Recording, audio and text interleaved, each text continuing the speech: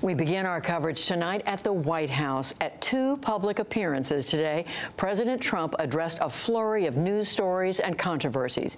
Joining me now to walk us through the president's remarks is our own John Yang. John, thank you. So we know the president invited the Senate Majority Leader Mitch McConnell to the White House today to have lunch. There was a lot of attention on that. We're going to talk about that later in the program. But what I think what the big news coming out of the president's comments today was when he spoke about this opioid control story that broke over the weekend, Washington Post and CBS News. That's right. The stories were about the president's nominee to be head of the Office of National Drug Control Policy, the drug czar. That's Pennsylvania Representative Tom Marino.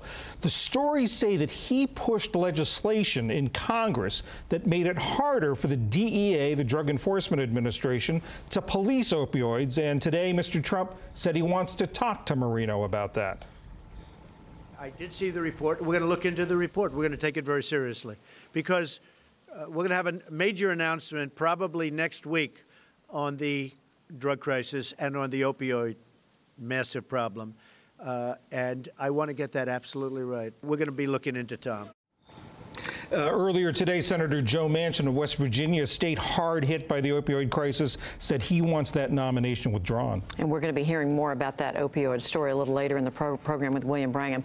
John, the president also spoke again about health care, the failure of Republicans to repeal and replace Obamacare. This came during the cabinet meeting earlier in the day. He made it sound like a breakthrough is imminent, both on a short-term fix to sort of bolster the Affordable Care Act, and then on a long-term bill to destroy the Affordable Care Act and replace it. I think we'll have a short-term fix, and then we'll have a long-term fix, and that will take place probably in March or April. We will have a very solid vote. It'll be probably 100% Republican, no Democrats, but most people know that that's going to be a very good form of health insurance.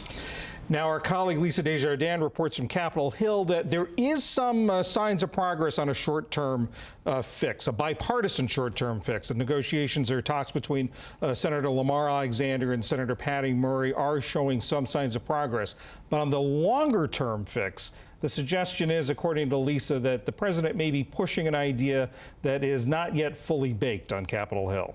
So separately, John, the president was asked about those well-publicized allegations out there for the last week against movie mogul Harvey Weinstein, sexual assault allegations. And then the question turned to the president's own situation, a problem that emerged during the campaign last year. That's right. Specifically, he was asked about a subpoena that was served on his campaign committee asking for documents about women who accused President Trump during the campaign of sexual misconduct. And once again, he denied everything.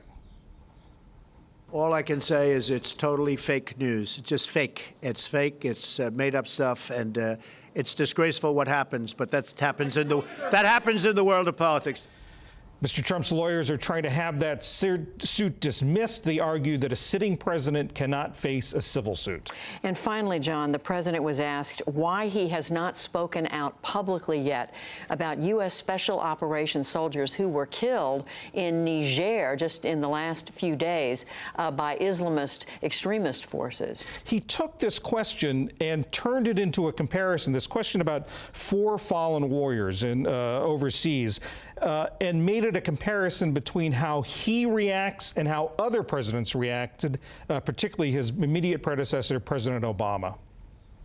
If you look at President Obama and other presidents, most of them didn't make calls. A lot of them didn't make calls.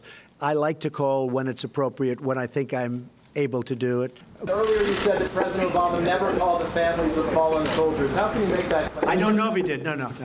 I was told that he didn't often, and a lot of presidents don't. They write letters. I do. Excuse me, Peter. I do a combination of both.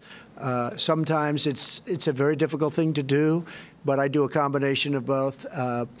President Obama, I think, probably did sometimes, and maybe sometimes he didn't. I don't know. That's what I was told.